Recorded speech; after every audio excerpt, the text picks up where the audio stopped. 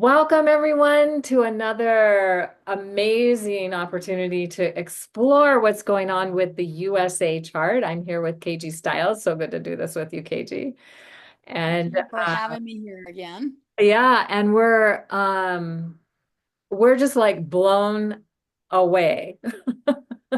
Minds expanded in amazing ways to all the things that are going on. And so I think I'll let you lead us off, KG, because I know you're really on this more than I'm astounded at some of the things that I hadn't even noticed. Yeah, every time I look at the charts, it's like I see more things. It's just ever mind-boggling. All the interconnections and the specificity of what's being orchestrated now by the universe to help us. Um, And Kayla and I were talking about that we really need, and I feel this, we need to ride this wave that is coming in. It started like mid-June into the solstice, the Cancer new moon, and we're still on this wave. We can catch this wave. Then things start to recede um, as we get to July 4th, when things are going to be shifting around right then. Neptune's going to station retrograde. Um, Venus is going to go into Gemini um, July 7th. Uranus is going to go into Gemini.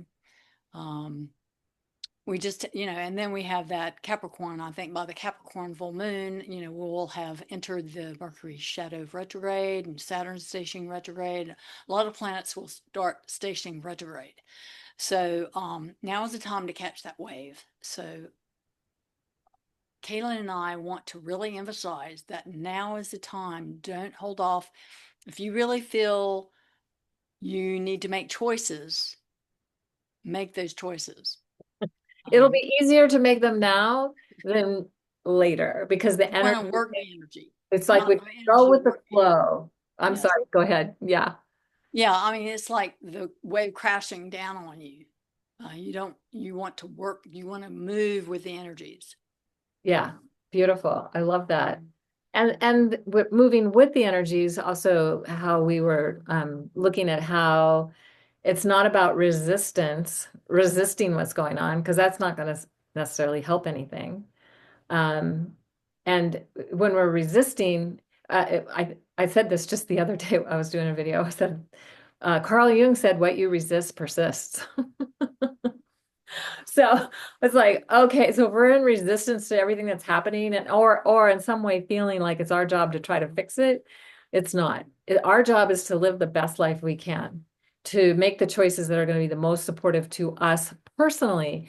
And that will have a ripple effect. Because if we're happy, if we're in a good place, if we're coming from a place of love and kindness and caring, then we're putting that energy into the world, and that's what changes the world.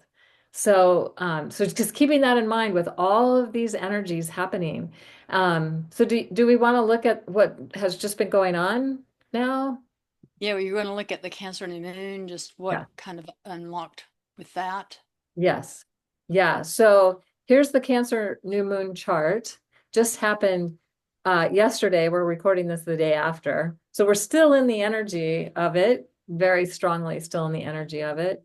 And probably one of the most astounding things is how the moon, Jupiter, sun are also close to the natal USA Jupiter. And in fact, there's going to be an exact Jupiter return at the solar return of the USA chart. We'll talk about that more in a little bit.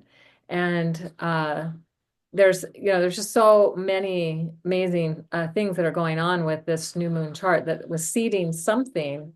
And, like started with the solstice, as you said, and maybe even before that, as maybe it started with Jupiter moving into Cancer on June 9th. And then, there's like this That wave, was about the time that Vesta actually stationed direct. So right? Vesta plays a big role in all of this, I think. Yeah. And you know what? Who else? Pallas Athena stationed retrograde on that day, with very close to the natal Pallas Athena and the moon of the US chart. So that aspect of the feminine also being very, very present. Uh, like, whoa. Well, it's another warrior aspect Yeah. that's being activated.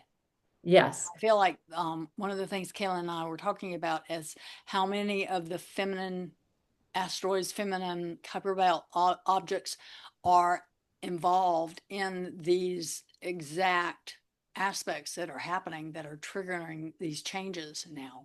So it's like the feminine impulse is needs to be brought into the equation to bring balance on the earth. Yes. So that really is encouraging. It also helps me feel there is some safety, especially aligning with the feminine impulse and what that means for you.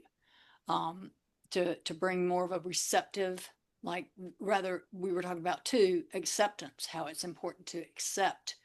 Then it's kind of like being the like in Aikido, you receive the energy and then you direct in the direction that you want things to go. So I think that's the whole receiving and then redirecting in the direction, and also magnetizing your own um, energetic field. You know, we all have, you know, we'll be talking more about this word plasma and how we have a field of influence around us and to expand that. And that's really what we manifest from it. We need to energize and magnetize our field so that we attract results that we want to happen in life.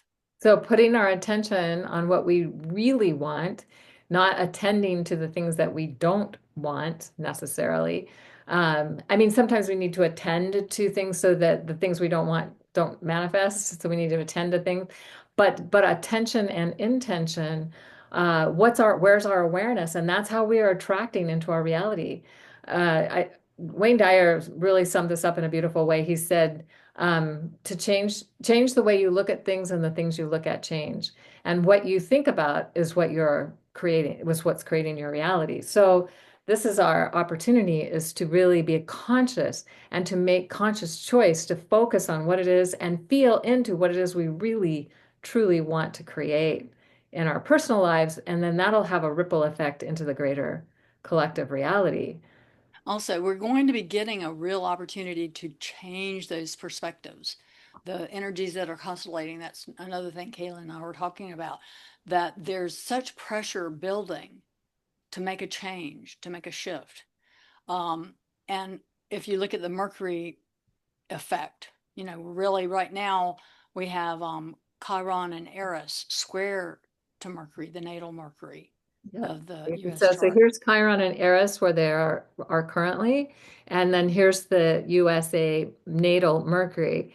And so they've already each made a pass, and they'll each make two more passes by that. So we're in this process of ideally healing the wounds and allowing the changes that need to that come forth so that we can go forward in a better way.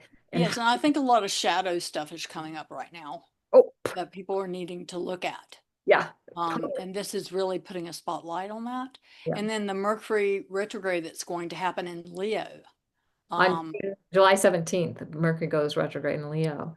I think that will give a greater opportunity. I think a lot of things will, some of the stuff that's happening now is very subtle compared to the more in-phase things that will be happening a little later this year, such Yeah. as when Ceres um, begins to square the sun and Jupiter. Is it already squaring? Where it's at 11 degrees, so it's going to square the sun. It's Right. going to square the U.S. sun. So then it will be hitting the heart. I mean, that's, you know, the sun rules Leo.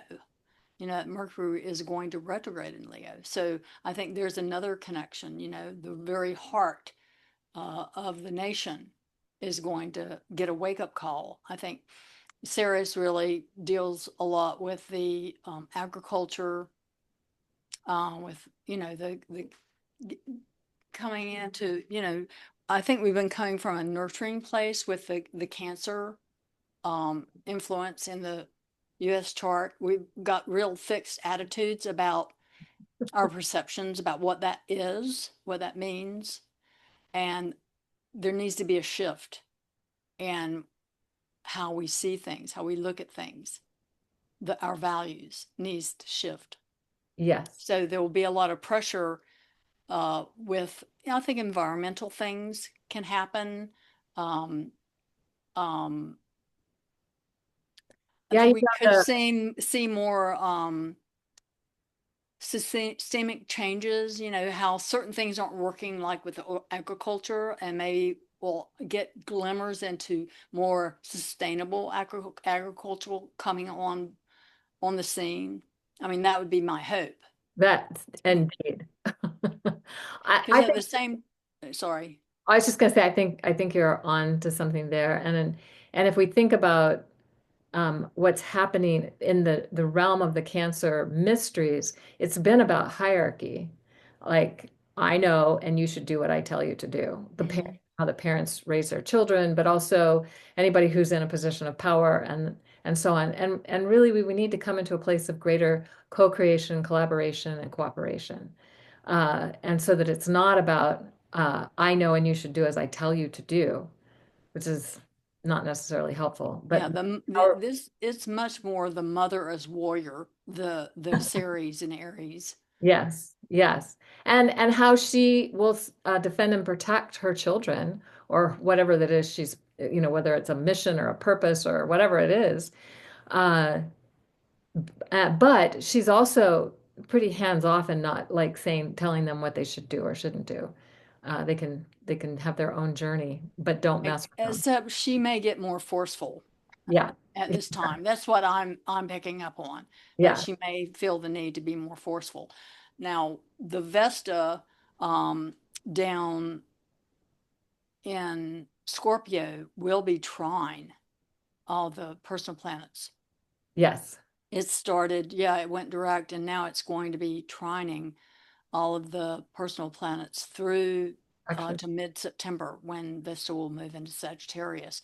So I feel Vesta will be protecting what's good and true in America. There's a flame of protection that Vesta is giving to protect the essentials, the and getting to the priorities and bringing those to light again, and to protect those people coming more into awareness again of what really is the value.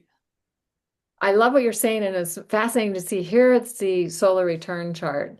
So you can see at the time of the solar return, Jupiter at 5 Cancer, with Jupiter natally at 5 Cancer, in just minutes of being exact, precise on that day. But the other thing is that Vesta, the moon is crossing Vesta that day, has just crossed Vesta by the time of the exact solar return, which is happening late in Philadelphia, 9:51 p.m. I ran it for Philadelphia because that's where the Declaration of Independence was signed. So makes sense to run it for that place to get the sense of what that is about. And we also have Juno in Scorpio. Like there's the triple goddess here at this time with they're with Vesta being within 10 degrees of Juno. So how are we cultivating healthier relationships and also honoring them as sacred and tapping into life force energy in a way that means we can actually create something new and different that is aligned with what we're passionate about.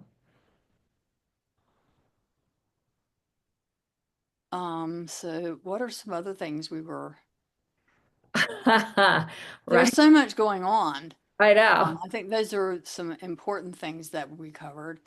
And you can um, see here too that Saturn is with the IC. It's still with the IC. It's just gone retrograde. So yeah, and it's gonna be goes close to the retrograde that IC. day. It's going retrograde that day. And then on the 12th, I'm sorry, not that day. It going retrograde on June 12th. Neptune went retrograde. It goes retrograde on July 4th. And as you said, Venus is entering into Gemini that day.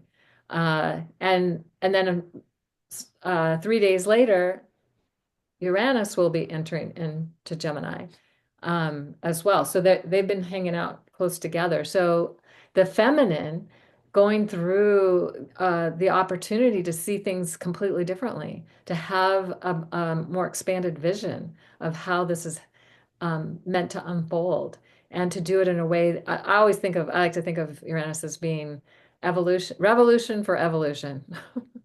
What are the revolutionary ideas and ways that we're coming forward to create something new and different that creates the evolution that's needed and necessary at this time?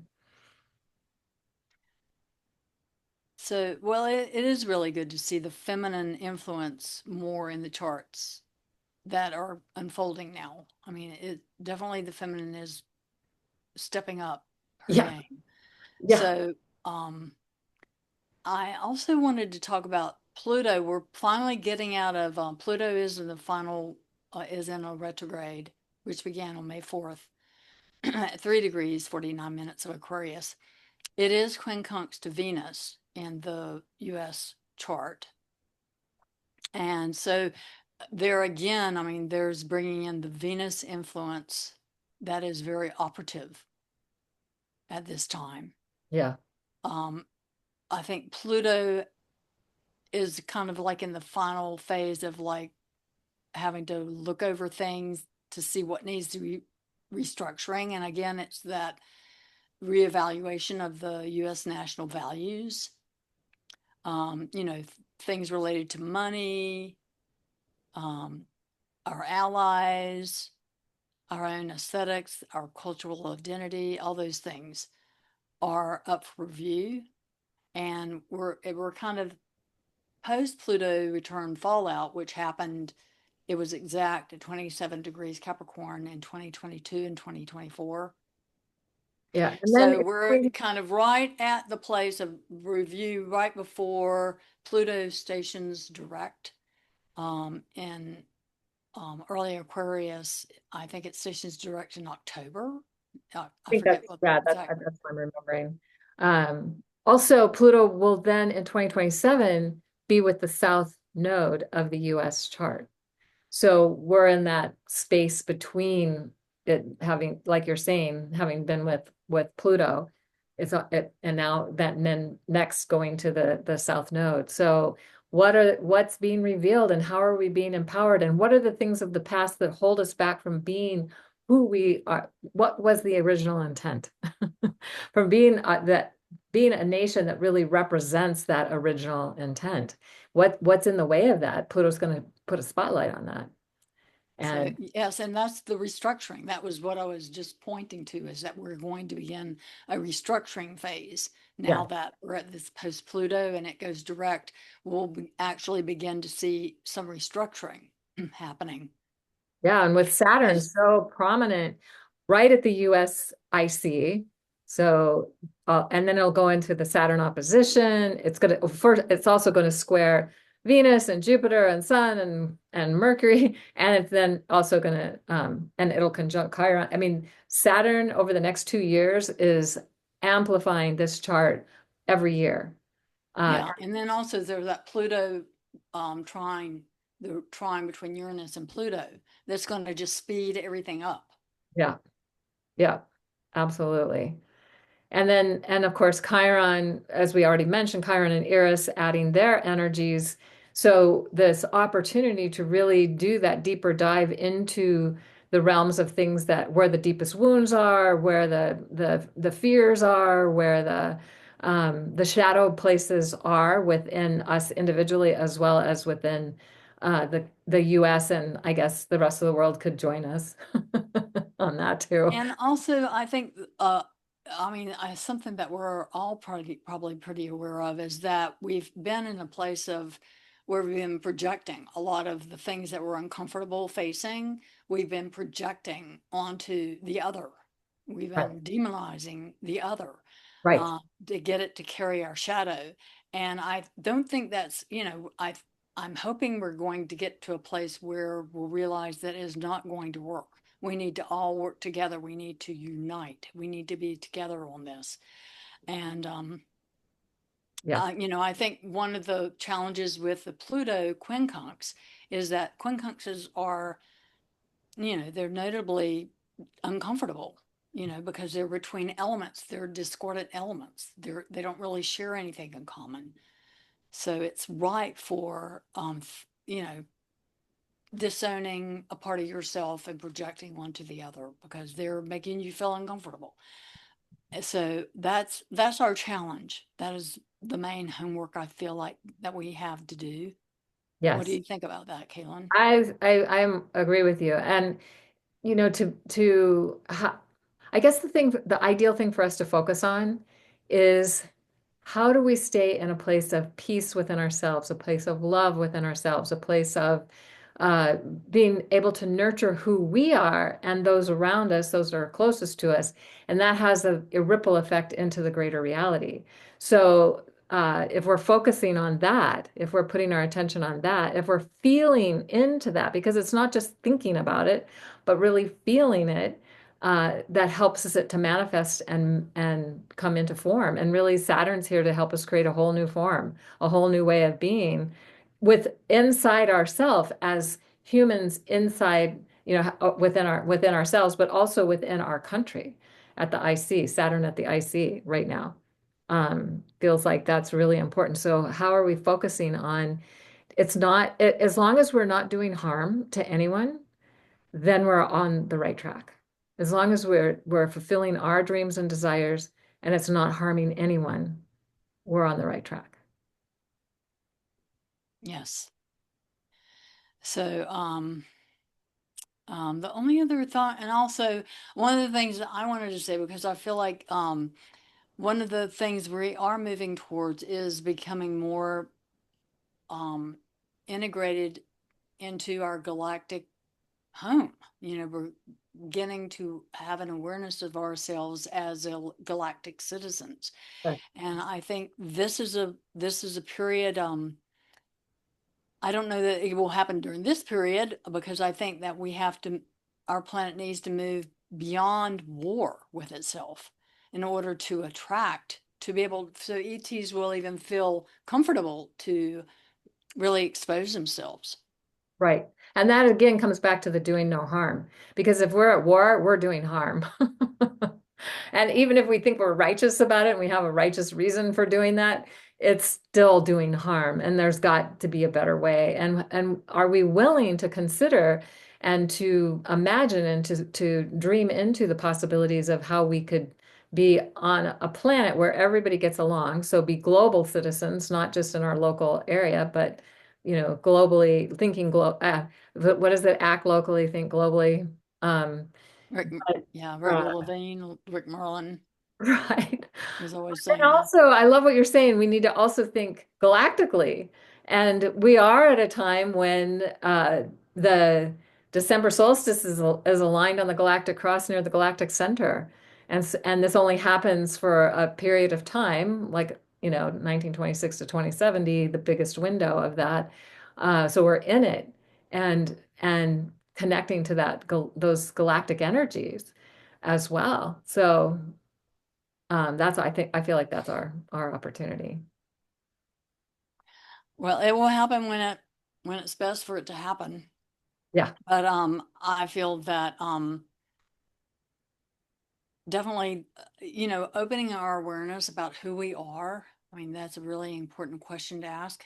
Who we are as individuals, who we are as US Americans, who we are as global citizens, who we are as galactic beings. Um, those are good things to feel into and see what surfaces for you. Do a meditation and see how big of a being you really are. Yeah. I did look at Iran's astrology chart because I was curious to see what was percolating for them at this time, since this is big news right now with what has been constellated in the sphere of our social influence. Um, so I noticed that Mars is exactly conjunct Iran's natal Saturn, and that's exact on July 1st. What do you think about that activation between Mars and Saturn? What are some things that you For think Iran, you come mean, from or that? for? in For, general? yeah, Mars is exactly conjunct Iran's natal sun, natal Saturn, exact July 1st. Wow. Well, I think that what we see with Iran is that it's been a very controlling regime for a long time, and the people have been very repressed and suppressed. So perhaps, I I don't know, but just the thought that comes to me is perhaps what the things that have been going on is to help liberate the people from this repressive regime. I know that focus tended to be on the fact that they might have nuclear weapons or they're on the way to creating nuclear weapons, and that's definitely a concern. But what about the people? So, how are we starting to look at how can we benefit people?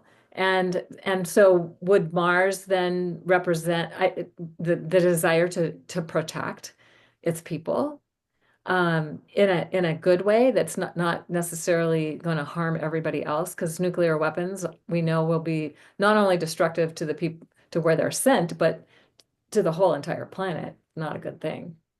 Yeah, So yeah. I think you're right. I think that there will be, I think Mars typically is rather explosive, warlike, but I think that it could break down some structures. It's already been That's happening. one, yeah, and Yeah. expose structural weaknesses, and there could be a change in leadership, Yeah. and certainly there seems like it's very energized.